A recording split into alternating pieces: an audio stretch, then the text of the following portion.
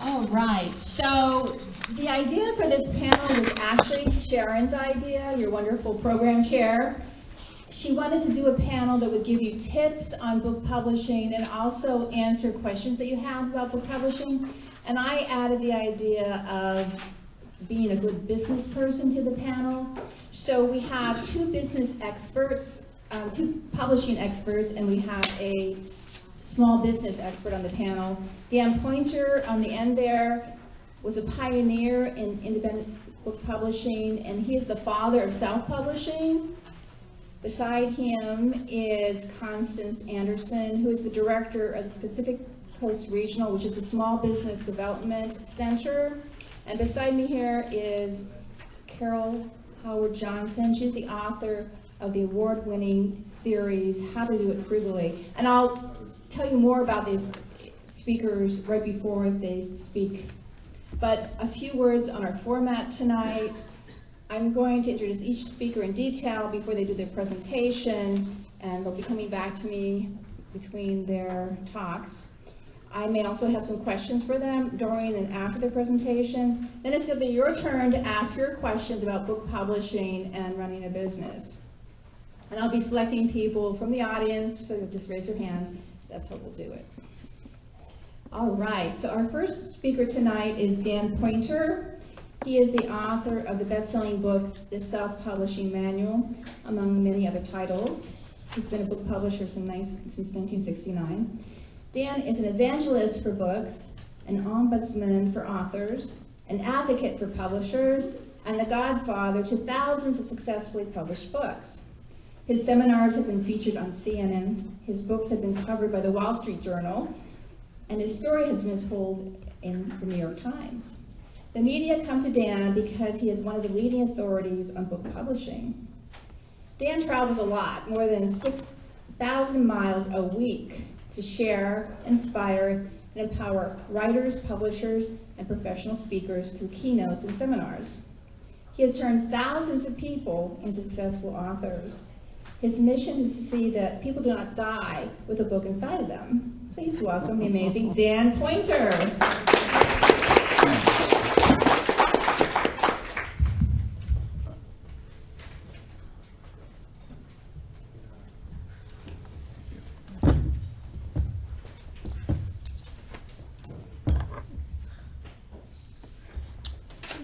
My name is Dan Pointer, and I approve this message. There's a handout for this presentation, and it lists the 5 tips, but I'm only going to speak on number 5. If you're curious about 1 through 4, you can ask the questions afterwards. I want to start off with some history, talk about the PMA and the IBPA. I was there for the very first meeting. Of course, I was there for the first meeting of PALA, too. I served on the board of the PMA and was vice president. We called it Pascal originally. That's the Publishers Association of Southern California. And then we went international PMA. I recognized back then that publishers associations had a very short life. And that's because they relied on volunteer help. Can't hear. Still can't hear. This thing won't stand up. I don't. Is there a way to take that off the stand? Yeah, that's a possibility too. That's what I was thinking. Oh, there we go. That's what we need to do. Yank it apart, Dan. Much better. Okay. Where am I here? Other associations had a very short life because they relied on volunteer help, and after a while the volunteers ran out.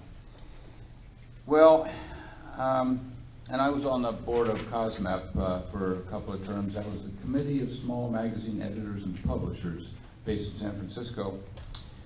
And based on my past experience, I made 2 suggestions. Number 1, we needed at least part-time paid administration because, as I said, the volunteers don't last long, and our first part-time help was Jan Nathan, who later went to full-time, and then she hired her whole family. And secondly, I say we have to offer our members something to justify the dues. You can't just say, well, we're going to represent you in Washington or something. I mean, Nobody cares about that. They want to know, look, I want to move books. What do I do? You heard Sharon say that this is a very important subject to all of us, and that's why you're going to be covering that next month. So, I set up the promotion system, starting with the library mailings and some others, and that's grown over the years to where, PMA, now IBPA, is giving a lot back to the members, so it's easy to justify their, their subscription money. I asked, what do our members want? They want to sell more books. That's marketing.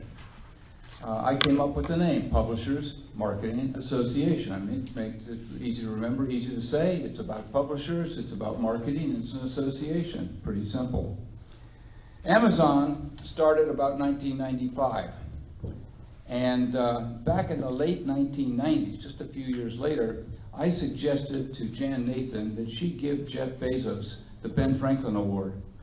Amazon was just a few years old, but both we and he could use the publicity. And of course, we'd have a friend for life that way. Jan said, oh, but he's hurting the independent stores. And I said, Jan, you run an association. I'm a publisher. Let me tell you something. Independent stores move very few books, and it's really hard to get them to pay us. Amazon moves a lot of books, and they pay us. Where do you think we should put our loyalty? Amazon is our friend. The independent stores are not. Why should we stick up for them? Remember when we said that the chains were evil? Oh, but they're killing the independent stores. Remember when we said that the big five, or it used to be the big six New York publishers, are shutting us out of the industry? We can't compete with them? Amazon let us in. Amazon leveled the playing field.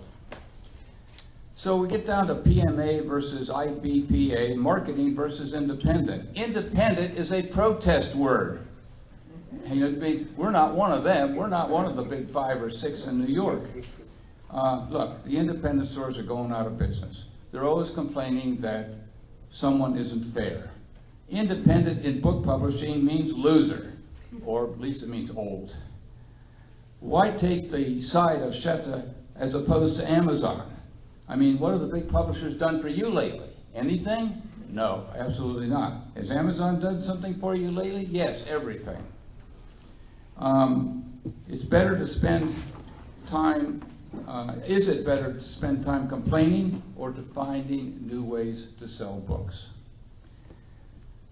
Do book publishers want to join a protest group or a marketing group? I think that's pretty simple. Now, I have some suggestions on how the publishing industry should deal with Amazon. The independent stores, stop complaining and start thinking. Sales tax is not your problem. Your downtown rent is your challenge. When Borders went out of business a couple of years ago, we found out what they paid for rent in Pico Rivera, California. $32,000 a month. I'm not talking about electricity or hiring people. That was the rent. Now, how many books do you have to sell? And how can they compete with another organization that has a warehouse out in the country where their rents are a lot lower? Amazon.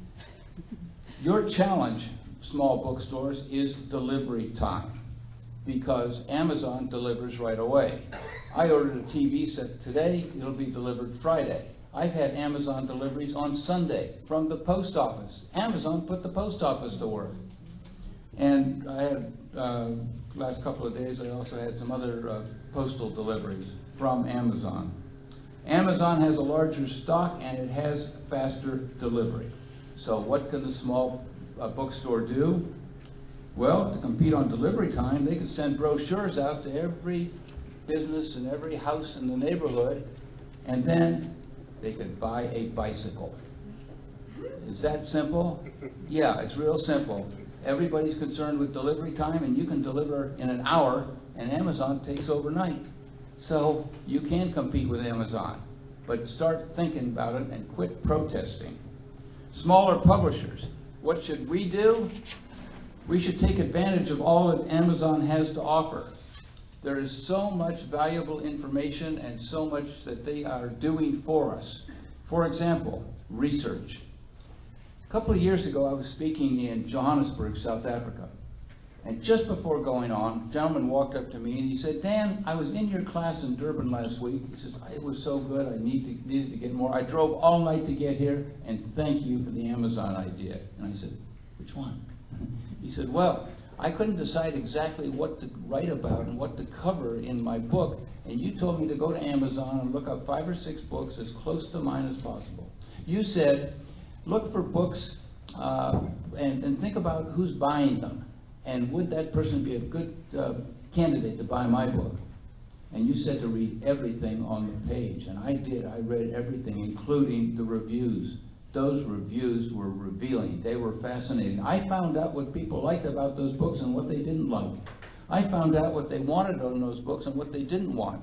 And I know now what to put in my book and what to leave out. Amazon is a great research tool. It has replaced books in print. That $1,200 collection of books that nobody can lift. And then there's a lot more information. And Amazon supplies, well, they're the only publisher that promotes books, by the way. The big publishers don't do that. The reviews are free. They review our books for nothing. And small publishers should go with a winner who pays them. What about the big 5 publishers? They are behind the times. They have not changed the way they do business since 1947. They just hoping that, you know, what, the book business will get better. Well, it's not going to change, and it's not going to change back. It's going to continue to change the way it's going. And my suggestion to big publishers is you don't have a lot of choice. I suggest you buy Amazon stock. Now, we used to say that fiction was harder to sell than nonfiction. And that used to be true. And so fiction authors, it was a self-fulfilling prophecy. They said, well, it's so hard to promote fiction, they did nothing. And what happened? Yeah. Fiction didn't sell. Well, you know, of all the best sellers, the 1 million sellers at Amazon in ebooks, they're all fiction. So there's a lot of hope out there for the fiction writers, but you have to promote your books. Publishers do not promote books. Authors have to promote books. So don't think that some publisher is going to do that for you. By the way, Amazon is everything. They're a printer, they're a bookstore, they're a distributor, and they're a publisher. And I'm everything in my field. I'm an author, I'm a publisher, and I'm a reader. I read a lot of ebooks because I travel so much, and I can't carry a whole bunch of books, but I read on my iPhone here. And I go through quite a few books because I have time on airplanes and time on airports. And the point is that I'm on both sides of the book. I am amazed at how many authors and publishers are not readers.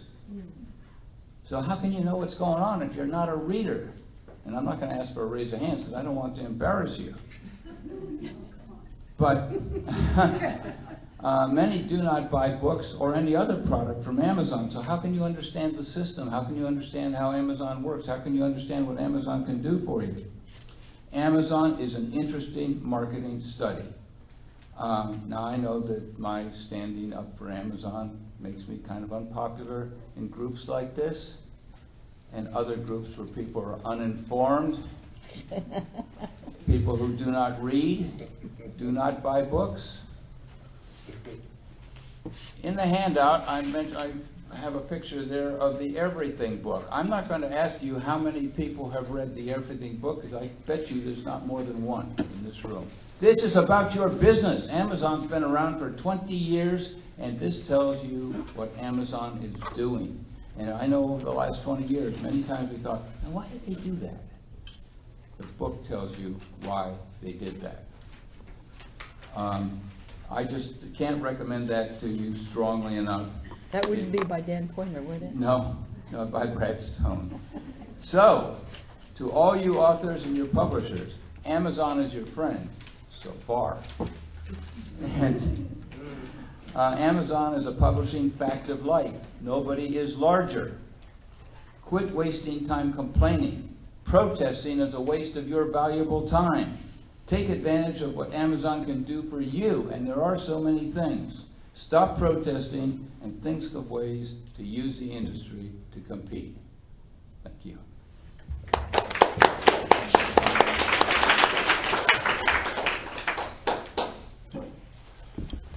Thank you, Dan.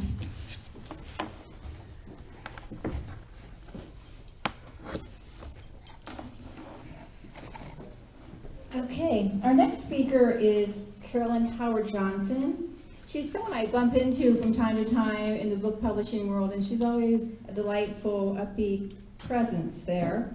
She's a woman of many accomplishments, so I'll just highlight some of them here. I mentioned that she's the author of the How to Do It Frugally book series. These include The Frugal Book Promoter and The Frugal Editor. She is also a poet and an author of fiction, including the award-winning novel This Is the Place and Blooming Red, which is a collection of Christmas poetry. Carolyn has been an instructor for UCLA's Extension's Writers Program since 2003. Please put your hands together for Carolyn Howard Johnson. Thank you. Thank you. It's good to be here tonight. Good to see you all. I have to laugh at Dan because I've always said that we love to hate Amazon. And it's okay to hate Amazon, but you do exactly what Dan says. You don't ignore it, and you utilize everything that they offer, and they offer a whole lot. In fact, it's part of one of the 5 points that I did for you tonight, but I'll kind of slough over that because you sort of covered it. But one of the most important things, I think, that beginning authors, how many of you consider yourself beginning authors or beginning publishers? Well, maybe half. But beginning authors tend to think that marketing's a dirty word. And unfortunately, it's one of those notions that we don't get over very easily because it's been ingrained into us.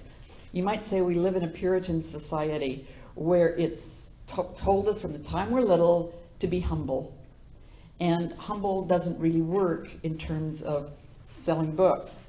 So we have to learn and get around that. We can still have some of those attitudes that we were raised with, but we need to manage our attitudes so that we can also get in front of people and make a point of convincing them not to buy our books. That is not really where we're coming from, but to read our books because they're going to help them.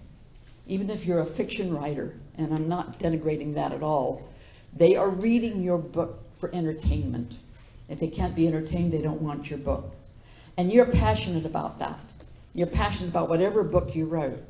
So if you can come across from the marketing standpoint, and this is what marketing is really about. This is what marketing teachers teach you if you were taking a $695 course at USC, is that marketing is not selling. Marketing is finding your audience, and marketing, believe it or not, is being passionate about what you sell, really passionate about what you're selling, to the point that what you're selling is felt by the person you're selling them to. So that's the kind of thing that you're after, and it's not embarrassing to sell your book if you come at it from that angle. You can feel good about what you're doing. You can even talk to your pastor about it. They might approve. So that's one of the biggest mistakes that we make up front and that we carry on through our career as authors and later as publishers. And those in this room, if I've done one thing tonight, I want to convince you that that's not what you want to do. You want to take marketing from a different tack. So, and there are thousands of ways to market a book. The next big thing I think that a lot of people assume is that it's going to cost them a lot of money to do marketing. So what do? They think, well, I'll let a publisher do that. I'll go after an agent and we'll get a big publisher and they'll market my book for me. Not only will I have to do something I don't want to do, which is market, right? But I won't have to spend any money. I came from a background of journalism and 30 years as a retailer and a publicist. And when I started out in about 2001 with my first novel, I knew that there was something I didn't know about marketing books, because book marketing is different from overall marketing. And my lovely aunt died and left me $35,000. Now, back in 2001, that was worth a lot more than it is today. And I convinced myself that she would have wanted me to have spent my money on the things I didn't know about marketing to sell this precious book of mine that she'd been hearing about for the last 20 years. So I took the $35,000 and hired a publicist, a really good publicist, one who was supposed to get me on the Today Show, one who was supposed to get me into the Wall Street Journal, one, you know, on and on and on. And she did not do one thing for me that I have not been able to do for myself since then. Not one thing. And that's what led me to write The Frugal Book Promoter. That, along with the fact that when I realized I'd made this horrible error, I went to UCLA and I said, I don't want any other authors to experience what I experienced. I don't want them pouring any amount of money, $10 to $35,000 down the drain like I did. So can we do a marketing class in the writers department? And at that time, that was about 2001, a little bit after that, at that time, there were very few writers department that even included a marketing class at the universities. It was almost, again, like marketing was a dirty word, like marketing wasn't creative enough. And so I didn't really expect a positive answer, but because I was brave and I did it, and because I was passionate about what I was selling, they said yes. And then I had another problem, and that was, although there were a couple of books out there about book marketing, they didn't cover the basics. They covered some neat ideas about marketing books, but they didn't go back and teach people how to write a media release, how to do a media kit, how to do a sell sheet. By the way, I brought some of my husband's sell sheets along today in case you want an example of a really good sell sheet. You can take one home and kind of use it as a template. So I wrote The Frugal Book Promoter, published it, and it's now in its second edition. It's been selling ever since then, like hotcakes. It's my #1 selling book. So that's sort of the story of how I got started in nonfiction, because after all, I was a novelist and a poet, right? And it's kind of overshadowed my being a novelist and poet, but it hasn't taken over, and I've actually found that it has been useful to transfer one audience to the other. But I'm getting a little bit off the track. We had 5 things we were supposed to bring to you, and I'm going to try to do all 5 quickly, and you can ask me the questions later. So, my most inspirational item that I like to share with people is that you can now be in charge of your writing career. And that is not brand new, because we've had Amazon for a while and we've been independently publishing for a while, but that is pretty darn new. Now, the drawback to that is that a lot of people think if they're in charge of their own career, they can go willy-nilly any way they want. And I agree to a certain extent. Rules are there for you to learn, #1, and then break if you've got a really good reason for breaking them. But you do need to know them first. And if you put out shoddy work, you're affecting all of us, because then that infects the entire independent community, and everybody is judging us. And we are now just beginning, well, maybe a little bit longer than just beginning, we're now really starting to get over the hump where we were fighting book bigotry, I call it, book bigotry. Because something's published on a POD press, it's automatically lesser than something published by Random House. And of course that isn't true. But the more shoddy work that is out there, the more it will appear to be true by those who want it to be true. So that's why we're here in this room tonight, right? We're all in the right place. Unfortunately, there are a lot of people who aren't in this room tonight. And that's where organizations like IBPA come in. And we're going to talk about a little bit about that later too. Because I came late to IBPA. I went through some of those earlier ones that kind of cycled through them. They were a little less expensive, and I'm very frugal, but the extra money is worth it. Then I want to tell you that oops, not to spill your water all over your crotch. No, don't do that. Okay. The entrenched publishing rules are something that you can get around. You need to know what they are. So, if you know how to work some of these things like IBPA, by the way, I think that organizations like this work if you work them. It does you no good to spend, how much was it, Robin, when you sent the information out on IBPA? It's $129 per year. I don't remember. Is that right? Does anybody know? $129. That seems like a lot, but you get your discount because you join this organization. But you join, you read their magazine, and then you learn what they've got set up to help you.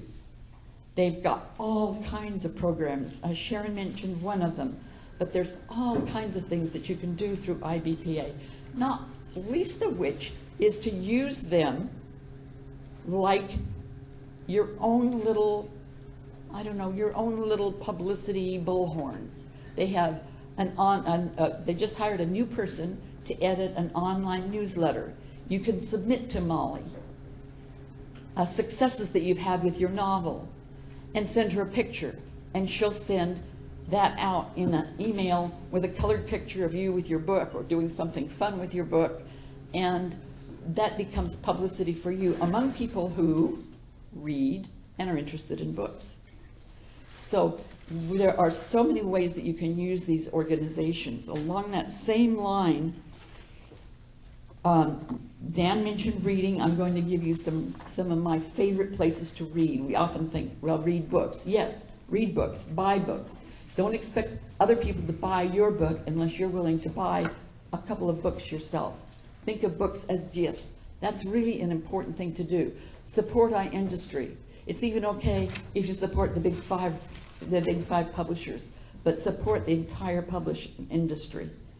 But in addition to that, there's all kinds of reading. But because the net is what the net is, there's a lot of unreliable information out there. So it's up to you to sift through that and get the experts. And here are some of my favorites. And they're all free, frugal. Dan Pointer's newsletter.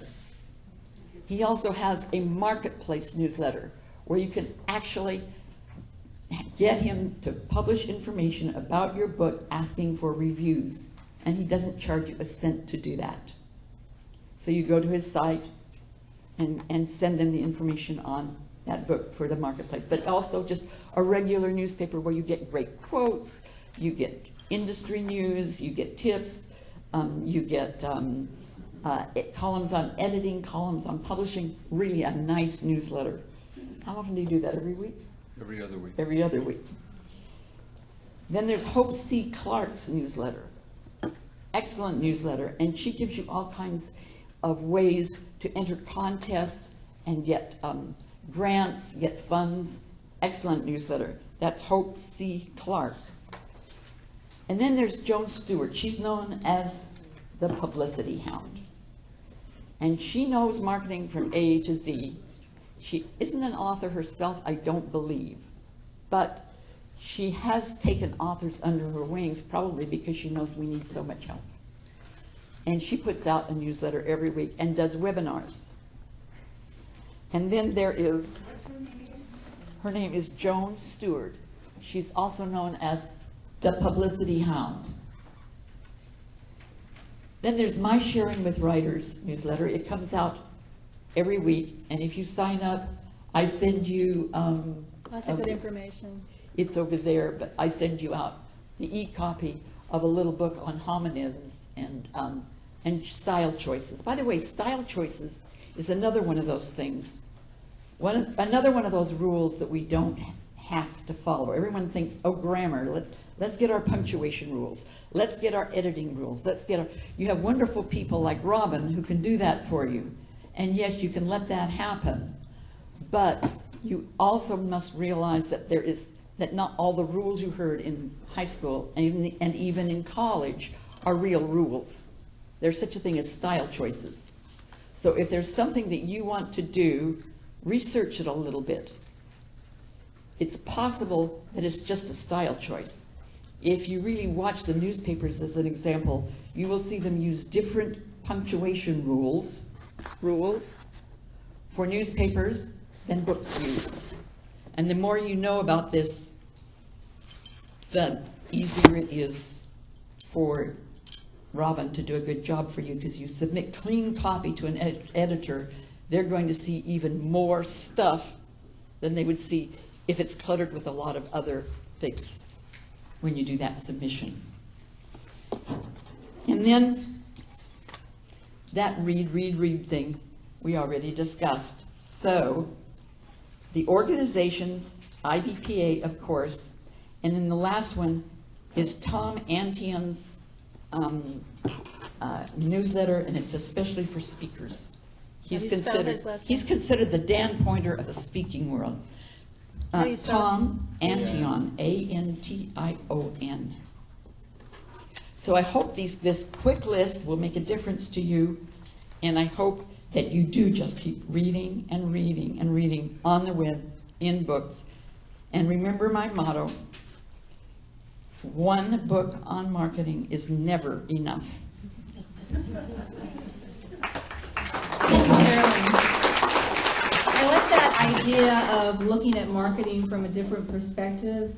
Instead of, I need this person to buy my book, thinking, how can this book help this person, and what can I say to show them the value that they're going to get out of the book, that you're giving them something of value, and therefore you can feel good about it, about the buying it. This is just a glimpse of what knowledge we have in these two experts. You're going to have a chance to ask your questions, so I'm looking forward to that. But before that, we're going to have a small business expert up next. Her name is Constance Anderson, and she's the one person on this panel that I haven't known for years. I just met her at dinner tonight, and my thinking in inviting her is that most of us can become better business people, smarter business people. Constance is the director of Pacific Coast Regional. It's a small business development center serving the greater Los Angeles area. I've taken some classes at different SBA funded or partially funded, her group's partially funded organizations. Like I took a course on MailChimp, which is it's an email handling service, and it was excellent, and I think it was free. A lot of the classes are free or low cost. They have classes on doing a business plan and some other things, do business coaching, consulting. The PCR Center, right, it has business plan classes and one-on-one business consulting. So please welcome Constance Anderson.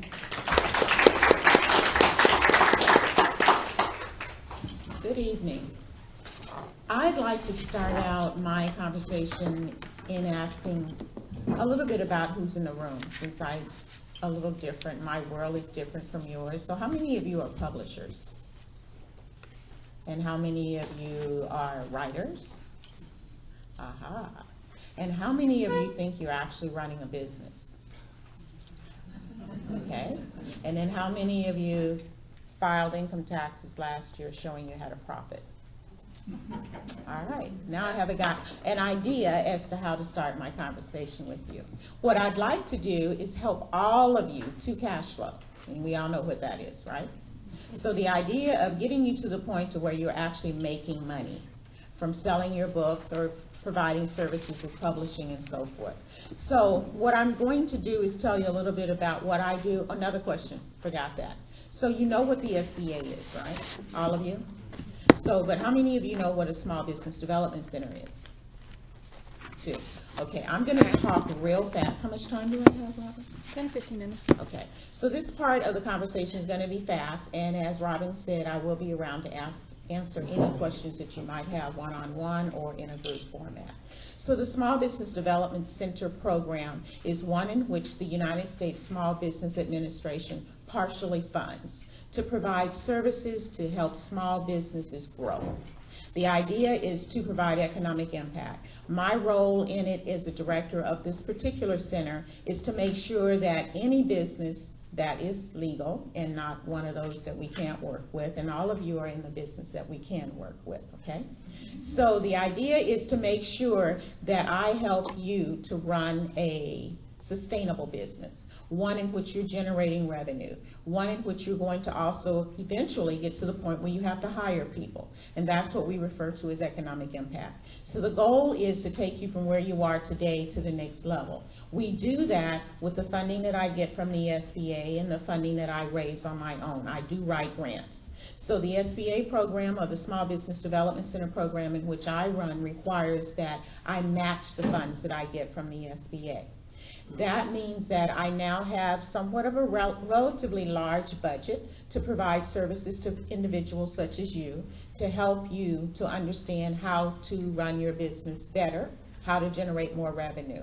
So one of the ways you can look at it is, how many of you actually think you need cash or funding to support your business? Nobody? Everybody, or a lot of you. Okay, that's one of the things that we do. Not only do we help you in the actual setting up, strategic planning of your business, we can also help you to get funding. Okay, so if you've been running a business for 2 or 3 years and you're cash flowing, that's easy for me to do. If you're running a business and you're not cash flowing, then my job is to work with you to the point that you are cash flowing so that I can take you to the next level. Funding is sometimes difficult to get, but I would like to say, and I often say this, there is a lot of money out there. Tons of money. So those stories that you hear people saying there's no money out there for small businesses, there's lots of money out there for small businesses. Most people walk into the bank, they knock on the door, I need money to support my business. Without a business plan, without projections, without cash flow, without being able to explain to that lender how you're going to repay them, because that's the most important thing to them. With me, I'm hoping that if you're working with me and you're looking for funding, I'm going to make sure that you can answer all those questions. So that when you do walk in the door, and I'm going to ask you not to walk in the door until I feel that you're sufficiently ready to answer those questions. So I have people every day to come in our office looking for funding. Pacific Coast Regional is a lender. We are what was referred to as an alternative lender.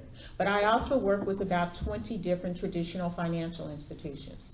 But those institutions expect me to submit a package to them that is ready for them to fund. I work with you by assigning a consultant or business advisor to you that will help you to understand what your business plan needs to look like. I don't send any loans to a bank or any other financial institution that doesn't get funded. So that's my reputation. If you allow me to work with you long enough, we will get you to the point where you are getting funding, you're running a sustainable business, you're also in a position to continue to hire people. Some of you might say, I like being a sole proprietor. That's fine. My goal is to take you to the next level. It could mean that you're just going to run your business by yourself, and if you continue to do that, that means you're also limiting yourself. The goal is not to limit you unless that's what you want to do. The goal is to help you to get to the point where you have to hire people because your business is growing to the point that you need to do that. Or you need to borrow money to take your business to the next level. Maybe it's buying a piece of equipment, maybe it's hiring someone such as Robin to edit your books, whatever the case is. That's a reasonable request for funding, okay? The SBA funds that we use, what's important to you is that these are your tax dollars at work, at least half of it. There are 1,300 of me throughout the country. So for those of you who've never heard of an SBDC, I'm very disappointed. But now all of you know what an SBDC is, okay? There are 1,300. We just finished our annual conference in Dallas where we all come together and make sure that we know what we need in order to help you to run a sustainable business. So your tax dollars at work, our whole purpose in business is helping you to grow your business. I live and breathe every day working with businesses. I work with publishers, I work with shirt designers, I work with restaurants, hair designers, weave designers, anything you can possibly think of other than medical marijuana plants. No, medical dispensaries. That just tells you how I see it. At any rate, they're medical dispensaries or just dispensaries. We cannot work with liquor stores, and we can't do anything with adult entertainment. Other than that, we can help you. Dancing? Well, just adult entertainment. We do nightclubs, but not adult entertainment. Okay. Is that enough about, do you guys feel comfortable that you're prepared to ask me questions later? I can continue to talk about what we do. I will find you. Oh, you're gonna find me. I'm gonna make sure you can find me. Pacific Coast Regional is located in Koreatown, but sometimes we actually come to you. My office is at 3255 Wilshire Boulevard, but I brought handouts for all of you so you'll know more about the services that we provide, and I think I brought enough business cards. Okay? Thank you for your, question? Can you just talk about the difference between you and SCORE? Oh, now, I'm very transparent. I don't like SCORE. So now I could get written up tomorrow by the SBA for making a statement like that. The difference between SCORE and the Small Business Development Center. SCORE is Service Corporation of Retired Executives. That basically means you get retired people that give their time to helping you, okay? They're not measured, they're not monitored, they don't get any money. These are just strictly volunteers. My consultants I pay them per hour for spending time working with you, helping you to grow your business. I get a budget every year from the SBA that says, Constance, you must provide 3,000 hours of one-on-one, face-to-face consulting to a number of people. It also says that I must open a number of businesses. It also mentions that I must create a number of jobs. I can't meet my goals if I don't take you guys to the next level. Enough? Okay, thank you. And thank you. Thank you, Constance. Can we get some help with our handouts and have those distributed? I have a question before we get to your questions for two of our speakers, Carolyn and Dan. I'd like to know, what are your favorite programs that you think are most beneficial to authors on Amazon?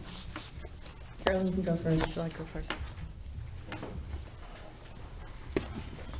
One of the misconceptions people have about Amazon is that in order to have an ebook published on Amazon, that they have to give Kindle an exclusive, and that is inaccurate.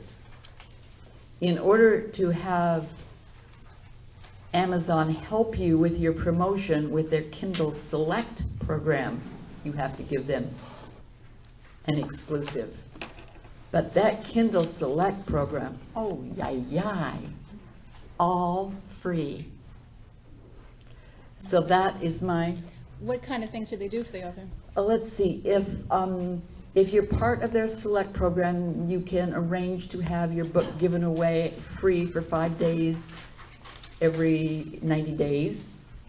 And then you can promote that using a whole slew of different online e-letters, e-signs, websites, and that jumpstarts your book because there are things, people out there who are reviewing it, reading it, gets word of mouth started. That was one of their first ones. That's one of the easiest ones, but they have... It raises your ranking also on Amazon, and they promote you more, right? Right. They have something very simple that most people don't know about called a wish list. If you go to one of your fellow members' websites, and then maybe they've asked you to do a review, and you're checking to see if you feel like you'd like to read their book, and you decide maybe that you don't want to review their book, it's not really something you want to review, but you want to do them a favor, you can add their book to your wish list, and that puts your picture, your little icon from your author profile, and the author profile is a wonderful perk. That means you've got a page of your own on Amazon. Up at the top of their book page, their buy page, I call it. And it helps algorithms that Amazon has instituted for both your book and their book. Just something little, all it takes is a click. Wish list. That book then appears on your profile page. They have lists. I list about 5 or 6 of them in the Frugal Book Promoter, and they're always adding to it. What's the brand new one they just added? Dan, do you recall? It's called Unlimited Kindle. Unlimited. What is it? Kindle Unlimited. Kindle Unlimited, where with Kindle Unlimited you, Subscription. if you subscribe to a new program they've started, it's patterned after one that used to be done by Scribd and still is being done by Scribd. You pay $9.95 a month and you get as many ebooks as you want free. So it's like a subscription, and you have access to all of Amazon's Kindle. So your book is automatically then enrolled on that, where people can read your ebook free. And you get paid for this when they take out your ebook. They have to have read like 10% of the ebook after they take it out. But once they've read 10%, it's just like they bought it. It's just like they bought that ebook. So you still, and Dan made the point, they pay you. When they pay you on time, and they pay you what they say they'll pay you, as long as they've read the 10%, you're going to get that check deposited directly to your bank account. But there are a slew of them, and they're wonderful in the industry. That's my favorite. You want me to give it to Dan first? I'll walk it around. Dan, your take on Amazon. A couple of things. Features. Amazon's got the best program. People who bought this book like that book over there. Amazon calls me up and says, well, we could take your self-publishing book and match it with all the other self-publishing books. And I say, yeah, but those other people, I said, mine sells so many books that those other people who have self-publishing books match their book with mine already, so I don't have to do that. There are things that you can do that are not part of the Amazon program. And one way is to get your friend, well, you write a review for your book, you give it to a friend of yours and say, please post this review. And that's one way to get some reviews up there and get some stars up there. Another thing that they can do is they can go and look for other books that are very similar to your same readership, and review the book, give it 5 stars, of course, and then say, if you enjoyed this book, you'd enjoy Carolyn's book as well, and you name the title of the book. So that puts Carolyn on that other book person's page, you see. I read a lot of books, and I read faster than most of these authors can write, so I go and read the reviews, and every once in a while somebody will recommend another author, and I'll go read the reviews, and if it sounds pretty good, I'll buy that author's first book and read it, and if it's good, I'll buy all the rest in a row and read them in order, because quite often the characters are continued. Make sure, however, that you match your book with other books or other authors that are similar and have the same readership. If you have a book on how to raise cats, don't try to match it with John Grisham. I mean, that's not going to make any sense at all. Make sure that you make a good match, and that's one way that you can get on their page.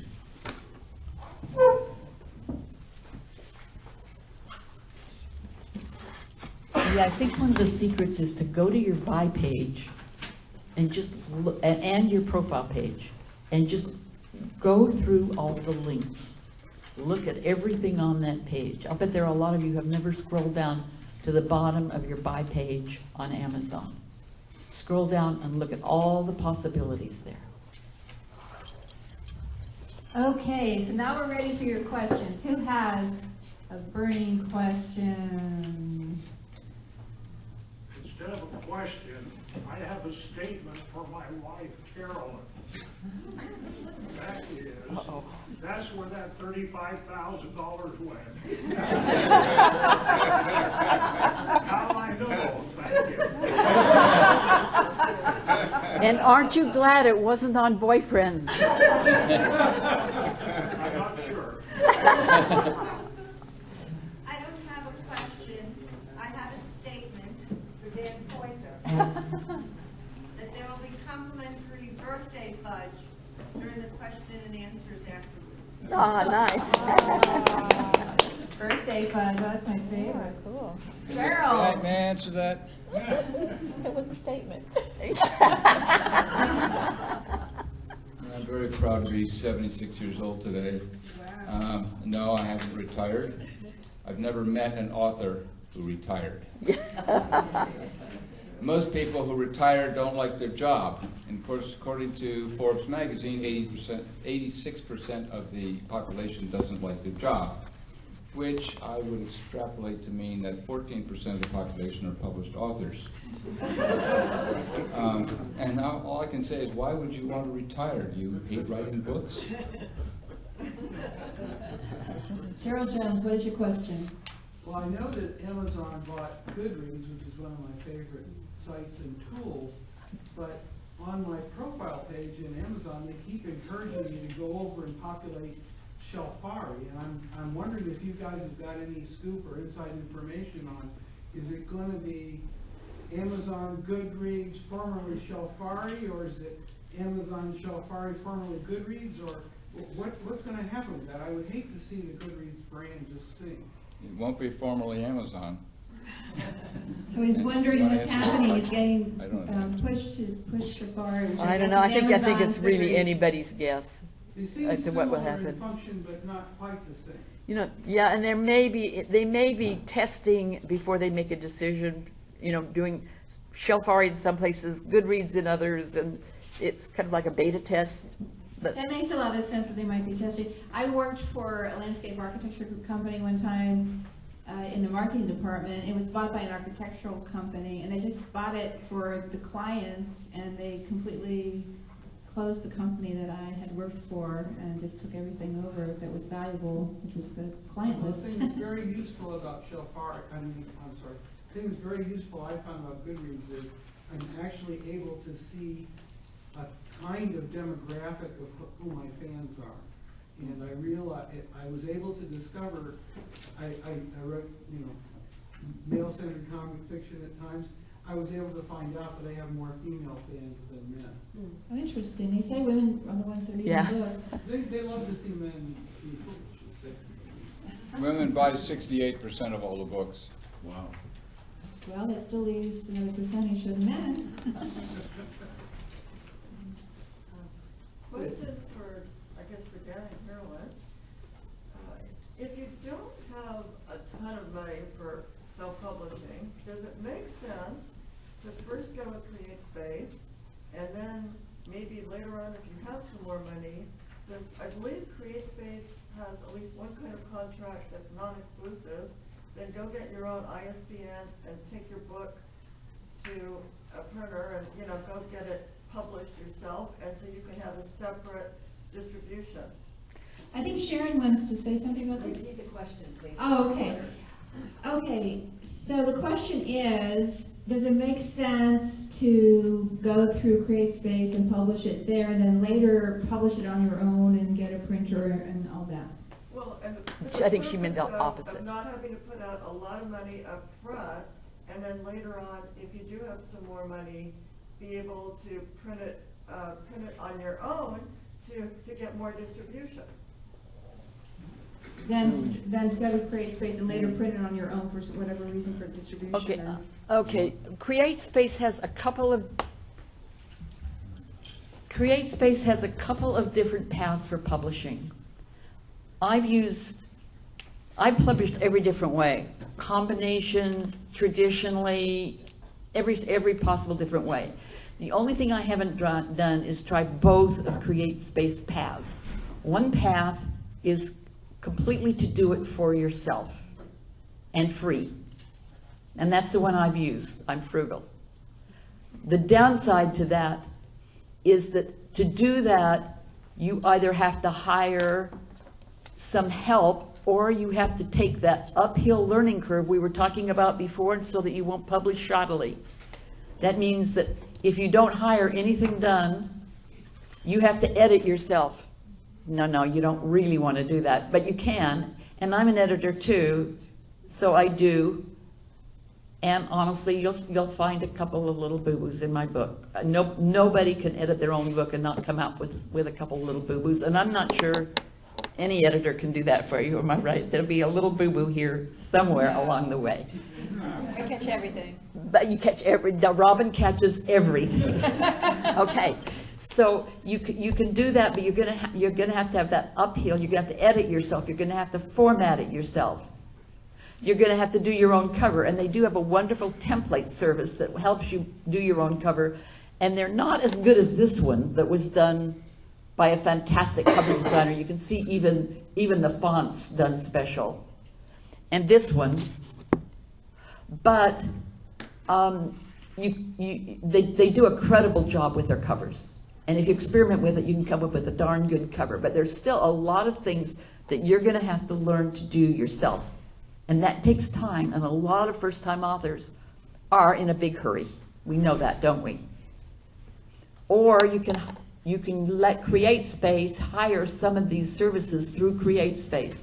I personally think that they're way too high-priced. So if I had to make the choice, I would take the free path and then hire out the specific parts of the publishing to real experts that I pick and choose. By the way, this man's name is Chaz DeSimone. And if you have a book and you want a great cover, he's fantastic. And remember, just a graphic artist isn't going to do it. Not going to cut it. We're not talking just graphic artists. Also, we're not talking just about somebody who can paint pretty pictures. We're talking about the two together, along with some marketing skills to find yourself really a great book cover artist, okay? So what I'm saying is what would be my choice, and what is my choice, is go the free route, and then use the money that normally you would pay if you went the other route to CreateSpace, and hire the individual parts of the publishing process yourself for the free route. Does that make sense? Okay. It's been my experience with my clients that have She has gone through, another- okay, I want to say something. It's been my experience with my authors that have gone through CreateSpace. In the environment we're in today, there's not the need so much to go and get a printer outside of that, unless you want to go to a local printer and get some copies, perhaps for a lower price, for back of them sales. I doubt it. But, you get books at a good price from CreateSpace that you want to buy. So, you Just may not have to go beyond CreateSpace. I don't think so. And those extra services she's talking about, just go with their free service. But I haven't found that they have to go out and get another, in most cases, get the printer these days. You used to have to do that in the old model. You can do a comparison price, because she might be right. There might be somebody who can do a book, but this book is 130 pages, and it costs $2.15. Now I don't think you're going to beat that, plus shipping. And I can order one, or I can order 300 or 1,000. Where did you get that from? CreateSpace.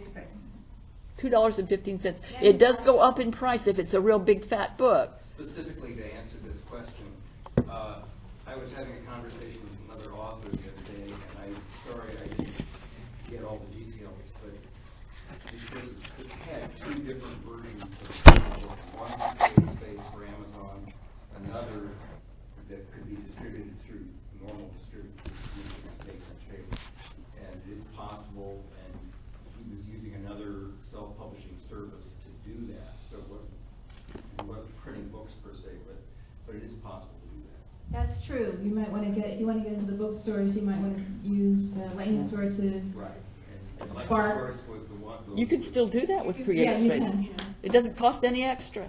They have a whole battery of places they will submit your book, like Ingram, Baker and Taylor. No extra charge. When I first started with them, there was a $29.95 for that charge for that. Now it's free. So But I I've been don't. hearing that I if you want to go know through what his CreateSpace, reasoning so was, but Lightning I don't to see it. Ingram, then they don't treat you as well. You have to go directly through them to get the best treatment. Sharon? Really quick, my client wanted 500 copies of a book that we did with CreateSpace, and I got him a much better price printing with a short run printer than CreateSpace. So I would definitely price it out. 500. Yeah. Thank you. I always try to compare. I have a couple printers that I use, and I compare the price that they will give me depending on the quantity, and then that determines if I'm going to use CreateSpace or if I'm going to use the other printers. Like you said, you can sometimes get away. But you just said it was hard to get. I said I always compare CreateSpace to other printers that I work with, and whoever can give me the best quality and the best price, depending on the quantity, that's who I go with. But 9 times out of 10, CreateSpace is by far has been the better price for smaller quantities. As she says, get prices. CreateSpace is a POD printer. They tend to be more expensive. Now, I speak all over the world, and usually the only time that I will recommend CreateSpace is to foreign publishers because it gives them access to the U.S. market, and they're in the side door at Amazon. Printing is a quantity game. The more you print, the lower the per unit cost. The big printers, the ones that do offset, can do as few as 500 copies, and that's what I recommend for most people. Think of all the places that you're going to send review copies to, where you're going to hand out promotional copies and so on, and where you're going to sell some copies. You can go through that 500 pretty quickly, and you're going to get a much better price on the 500 than you will POD by the each. The magazines, there are very few magazines left. They've downsized and most of them have gone out of business. There are very few magazines that you can send review copies to. The new reviewers are the book bloggers on your subject. For my air travel handbook, I went and did a Google search for book bloggers on commercial air travel. This is passenger travel. This is not for the pilots or the flight attendants, it's for the passenger. I found 124 blogs. Now these bloggers are focused on air travel. They live, eat, and breathe air travel. And all their subscribers all over the world do the very same thing. So this is extremely targeted. It's not like trying to put an ad at the LA Times. This is only going to people who love commercial air travel. These are the people that you want to send your review copies out. So you want to make a Google search for your subject matter plus book blogger and come up with a list, and that will help you to justify running that 500. Where is a good place to go to find a list of printers? Google. But Google what, printers? Or? No, for printers, you only want to deal with book printers. There are 24 offset printers and there are 22 digital printers in the United States. All right. The lists are available on my website. But you only want to deal with book printers. These people run their printing operations 24 hours a day, 7 days a week. The glue doesn't cool down. And they know what a book looks like, and if they do a bad job, they can't say, well, we're not going to do books anymore, because that's all they do. And you're going to get a much better price from a book printer, and you get much better service and much better quality. Great. Gerald, did you want to say something? I was just going to say one exception that I found, or one good rationale to use short-run printer versus POD, is if you're going to publish in POD, it can be much better to do your advanced review copies if you're going to do those. Do that on short-run press, because both CreateSpace and Lightning Source, for their control purposes, they require to have an ISBN. And it really does kind of box things up if you're trying to control your release date and the date that your Amazon page gets created and all like that. If it has an ISBN, it's a product. And I have had, despite the fact that I yell at the POD people and say, do not release this book, I have had advanced review copies show up on Amazon for sale. Oh, really? So the short run press, I order a few hundred. It doesn't have an ISBN, so it doesn't exist. and they're high quality. I used Edward Brothers Malloy last time. I've had some issues with them, but their quality was absolutely wonderful. And I ordered 200 from them, and I shipped those out. And then I published on Lightning Source. It was very clean, because the day I pulled the trigger on Lightning Source, the Amazon page was up within the week, and it was just extremely clean. I listed books at Amazon, and the next day they showed up for sale as used copies. There weren't any out there. There are these companies that just, they crawl around there and they suck up the new books and they offer them. And they hope if they sell one that they'll be able to find one somewhere.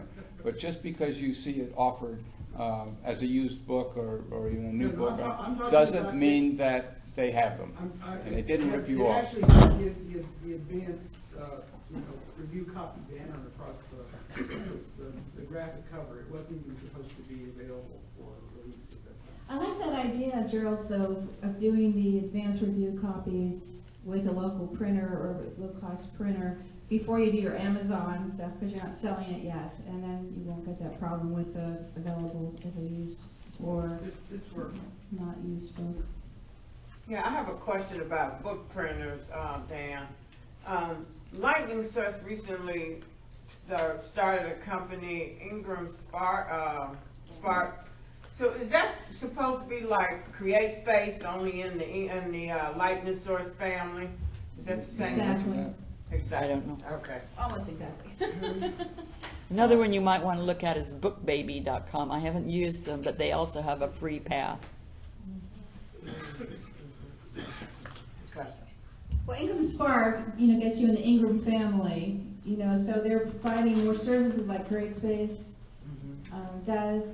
For a long time, they didn't really deal with the smaller people with a one book person, but they kind of put up with them. And so this is a way to kind of push them in this other area, and but also provide the kind of services that some people are looking for. In terms of marketing, once you have the book, when's the best time to start marketing it? Right now. Right now. Don't wait.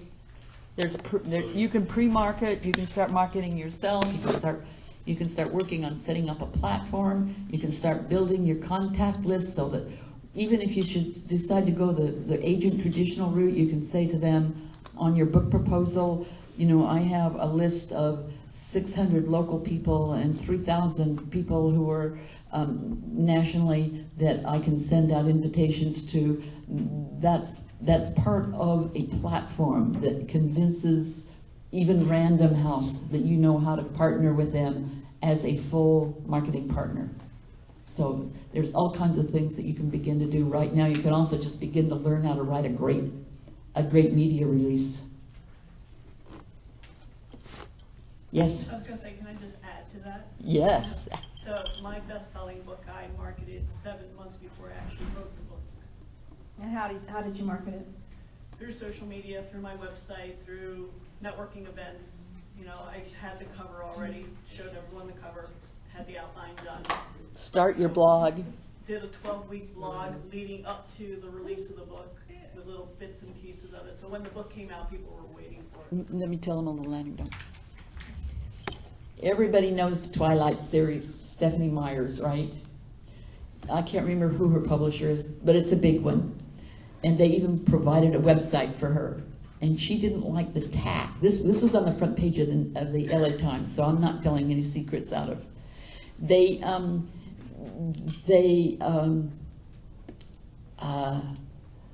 told the story about how she decided that because they didn't do kind of the job that she wanted them to do. They weren't marketing it the way that she felt to the audience, the publisher, to the audience that she thought was best suited to her books. She opened her own website and started hitting blogs. And she made friends, lots of young YA, young adult bloggers also review books.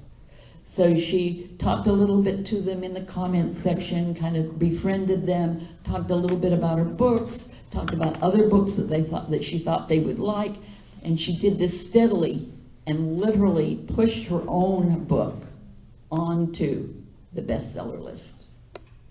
Now that's the partnership, and that's what we're all after. So even if you think you want to go the traditional route, your publisher very well might need you. And that pre-publishing blog, that 12-week, absolutely, that's what the big guys tell you to do. I'm marketing my book now, the sequel that's not coming out till November 2015. And you've already got that earlier audience to market to. One way that smaller publishers, self-publishers got started is this idea of the niche market. We have a smaller market that the big publishers aren't interested in. They don't really know how to market to it. And these bloggers that are blogging specific topics are one way to get to your market, to your readers, because your readers are already reading their blogs. So that's a good tip. Okay, who else has a Yes, question? You got- She wants to say something. One of the things I do free for my readers, and you don't really even have to be a reader, but I hope you will be. It's called the New Book Review. The New Book Review at thenewbookreview.blogspot.com. The submission standards are in the left-hand column. Once your book is out, you submit it to me. You follow those submission guidelines exactly, because I'm like Dan. I like things submitted to me in a copy and paste form. Isn't that right, Dan? Because I can't do it for you free if I'm going to be doing a lot of editing, obviously. You submit it to me and I put it up on my blog. It can be a review that you've had permission from somebody else, and I can reprint it, but you've got to get that permission yourself. Or it can be a synopsis, and we won't pretend that anybody else did it. We just talk about the book. It can include a bio for you. It can include a bio for the person who did the reviewing. It can include pretty much anything about the book, and it includes your metadata. Metadata is the kind of stuff that goes on sell sheets. Don't forget you can get one of these free if you want. So those kinds of free things are available through most people like Dan and me who write books for authors to help them with their marketing. It's kind of in our blood. We can't help it. Can you repeat the, It is thenewbookreview.blogspot.com. If you send everything to me all at once, it'll take a little while. If you don't, then just dribble them in. I'll be there. Yes. What is it again, the website? thenewbookreview.blogspot.com. By the way, that's one of Google's free blog services, and it's easy, and it's the one I talk about in this book for retailers. Drop that, retailers. They need your loans. They So need your Carolyn, loans. so you're doing reviews on these books that people send their information to you? They send the review itself. It's like recycled reviews. That's why I call it the Oh, new okay. book So review. they send you a review that was already out. and That they you- get permission. And you post it on the site? Mm-hmm. Oh, okay. I have a question for Constance because she's here and I want to use this valuable resource. What are some of the common mistakes you see people make with their small businesses? Lots.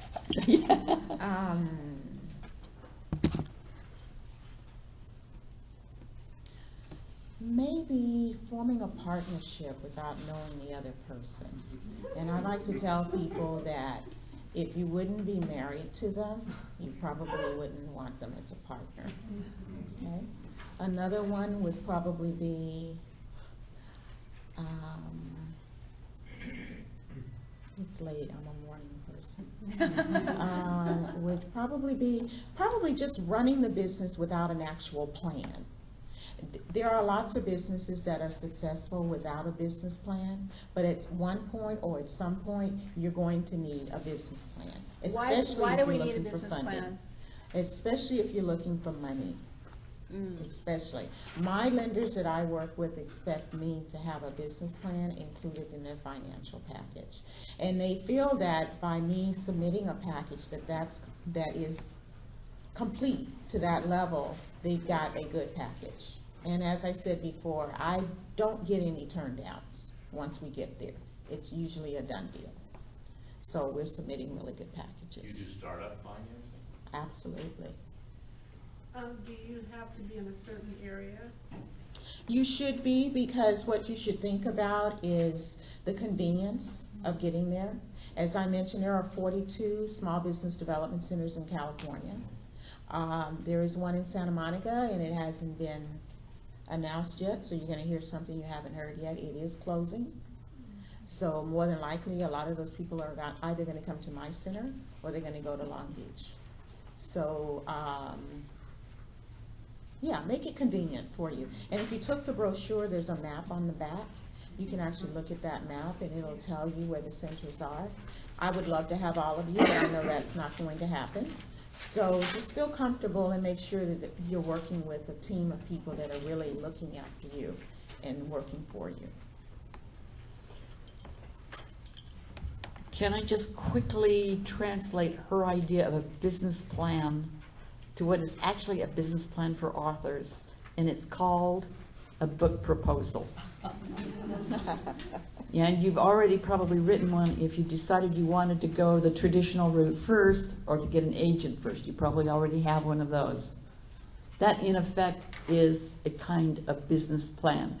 And the people I consult with often come to me with that business plan or the book proposal already done. I also have a little booklet that's available, I think, for $6.99 called the Great First Impression Book Proposal. But it's a good thing for everybody to write because it becomes a plan, a marketing, an actionable marketing plan. And it also serves to keep you on track the same way you would do if you were under the thumb of a traditional publisher. You know, chop, chop, chop. Well, one of my areas of specialty is vision, or not vision, it's spirituality, and there's a lot of talk about having vision. And while she was talking about a business plan, I was thinking, wow, that's a great idea, to think about where you want to be going, rather than just as the work comes in, you know, having some goals for that year. And I remember working with one publisher who actually did that. They had, you know, specific goals they're going to reach this year by, you know, what month, and that kind of thing. So, Sharon? Have Carolyn and Dan done audio versions of your books? Have you found them profitable? Do you recommend other publishers do audio versions? Have you done audio versions of your book? No, that's in my book proposal to do. People often come to me and say, I've sold so many books in print, should I do an audio? How many can I expect to sell? It depends upon your audience. For example, if you have a book on sales and you are selling this to salespeople, they are stuck in their cars. They tend to be audio people, they don't read. Okay?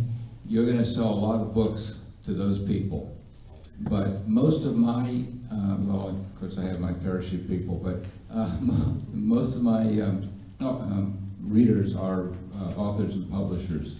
They are readers. They don't listen to audio. I've tried audio. Dead in the water. I mean, they just don't buy audio.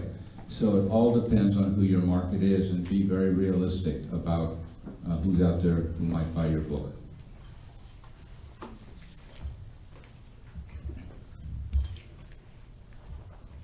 I have questions about, for Constance, but I also have another question that I'm going to ask first, which is about Amazon. And I've been watching about what Amazon's position has been with Hachette, and I'm watching what Amazon is trying to do with maybe the drones, and they're trying to take over. I think they're trying to squeeze people, and I want to look at this realistically, but I want to look at this ethically and professionally. So what I'm concerned about, and I've been watching and paying attention to how Amazon treats their employees in their warehouses. So how does someone like me and perhaps other people that are first-time authors, how do you reconcile with what Amazon is doing and how they're taking over with putting out your book and using them? Amazon does want to take over. Read the Everything book. He started off with books, but right from the beginning he intended to sell everything. And you look at what he's doing and you read that book and you'll understand, yeah, he's definitely trying to take over and sell everything. You call it ethics, I call it protest. I call it capitalism. You call it capitalism? Yeah. You do whatever you want. Me, I want to sell books. I'm going to take advantage of everything that Amazon can do for me. Well, I'm not looking at it negatively. I'm just talking about, you know what happens when we have monopolies. You know eventually what happens to them. So my only inquiry is Amazon the only way to go, or is it Amazon Plus, or is it just Amazon? There is no other choice now. They're the only dog in the fight. The big publishers are trying things like they're setting up their own websites. They're going to sell their own e-books. Who's going to go there? I mean, do you have any idea who publishes John Grisham or somebody else? No, you wouldn't know what site to go to. But if you go to Amazon, he's there. It's too late. And these, I said, the big publishers haven't changed the way of doing business since 1947. They're still waiting for things to change back. They're not going to change back. The big publishers have simply missed the boat. But hey, they've never done anything for me. Well, no, I've sold out to a couple of big publishers. But they've never done anything for most people. So why do we care if they're in trouble? Why do we care if they have any problems? Wow. Okay. Robin? You know, there are some other ways to go. You can look for a smaller publisher who might give you more attention if you go with them because they have less. But they'll sell on authors. Amazon too. Well, If they want to make any money, they will. Yeah. right, they'll sell on Amazon. Yeah. And other things. Right. But Amazon is the major way to go. The other way is back of the room sales if you're planning on doing a lot of presentations. People sell books that way. I'm sorry, it's called what? Back of the room sales. Back at the room.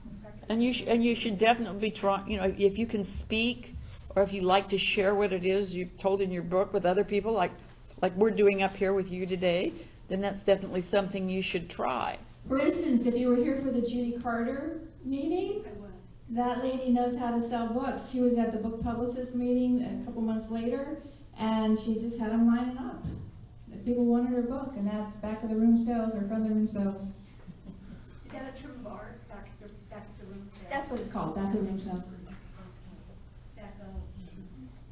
Esther Perlman. Hi, Esther. Oh, hi. Calls me every day, asks me if I want a free advertisement for my business on my website. And I wonder if that's a good idea. Every day. Who calls you? Google. They call you every day. Every day, and I just hang up. But I wonder if that's a good idea to put my business, I think you're supposed to be making at least $5,000 a year to have a business. Is that true, those two questions? Oh, I'm not quite sure what you're talking about, because What Google kind of Google ads has Google two wants different you to kinds do? of On ads. my website, which it says a business on there. It has art and books. And they want to put and I wonder if that's really. They want you to buy a Google ad. Is that They said for free. No, I think I might be wrong, but I think we're confusing apples with oranges here. Okay. I think what they're talking is about ads that they put on your website, and then you earn, every time somebody clicks that ad on your website for whatever it is they put on there, you earn something called passive income. So once it's up there, you just, the only thing you do is make sure that it isn't something that ethically you wouldn't want on your website. And they just appear automatically. And then when people click on it and go through directly to Google and buy something through that little widget that's on your website, I don't know how much they pay you, a fraction of a cent, a couple cents, something like that. But it adds up. If you have a really active website, it will add up. And then at some point, you will get a deposit to your checkbook or a check, or however you choose to sign up for it, for some money. But you're not going to get rich that way anyway. I think that's what it is. I could be wrong. But then there's another kind of an ad where you put an ad on their search engine that you pay for. And I've tried that just so I know what I'm talking to folks like you. And they're supposed to be really targeted, but it's a little bit confusing. It takes a lot of time. You've got to watch it. You've got to make sure you're using the right keywords. It's kind of a pain in the... So, but they have worked for some people well, but it's a little bit like when I said an organization works if you work it.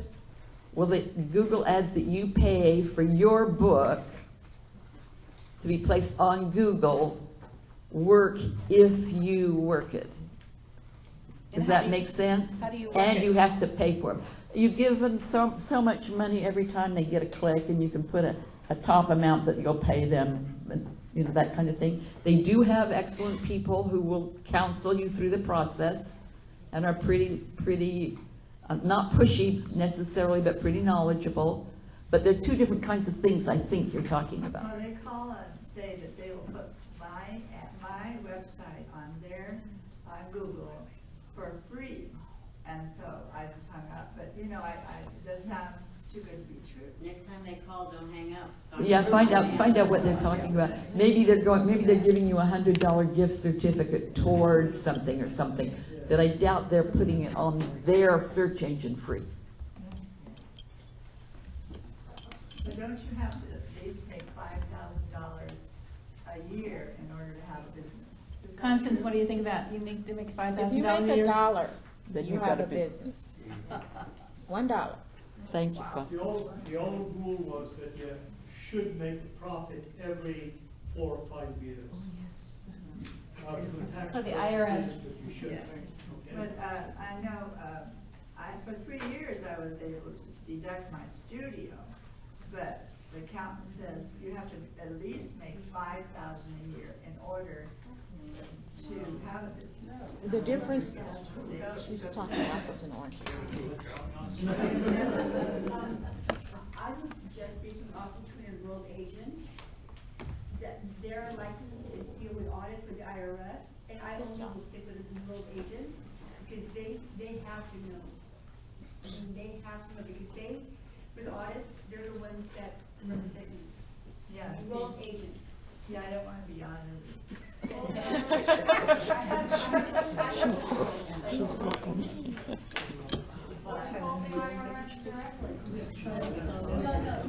Well, the accountant said, Gentleman in the hat.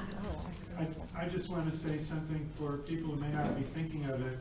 Anytime someone calls you with any wonderful, free, or beneficent opportunity, make sure you independently look up who they say they are, get the number yourself off the directory, call in the other direction, you originate the call. Spearfishing is an art right now. They want your information, they get information, you lose credit, you lose money. Be cautious. Good morning. You never know who's, I try not to give out any information about myself. Never Somebody when calls me that someone I calls you. don't know. You never know who they are. Even if you do know, you think you know them. And it's the same with email. They can look very official. Don't give them information. Oh, if I may, in fact, there's an alert right now where someone got in eBay's actual mainstream and diverted people going to eBay onto a spoof site and collected about 250,000 credit cards, passwords, authorization codes this It's week. scary. They did the same thing with Target. This week. Yeah. Right, remember Target? Isn't that Yeah. Christmas time? they Home think? Depot. yeah. Before you do business with anybody in publishing, or if you're having your house painted or your car repaired, always make a Google search for that company name and the plus sign and the word scam, company name plus fraud, company name plus Better Business Bureau, company name plus ripoff. Because if people have had trouble with that company, it'll appear in print. And then you can read between the lines and make up your own mind, but you could save yourself a whole lot of trouble by making a Google search. Okay, folks, we've run out of time. I want to mention that today in Dan's newsletter, I learned that there is a book published on Amazon every 5 minutes, and there is an estimated 3.4 million books on Amazon. According to Penny Sansevieri, I read this in Carolyn's newsletter, there are 3,500 books published each day. All of this computes into keep getting educated about book publishing and know as much as you can so you can succeed out there. And promote. And promote. All right. And another statistic is that the average self-published book sells 125 copies. So you want to do better than that. I feel that you can. Okay, here's your Sharon. Let's give a hand to our speakers.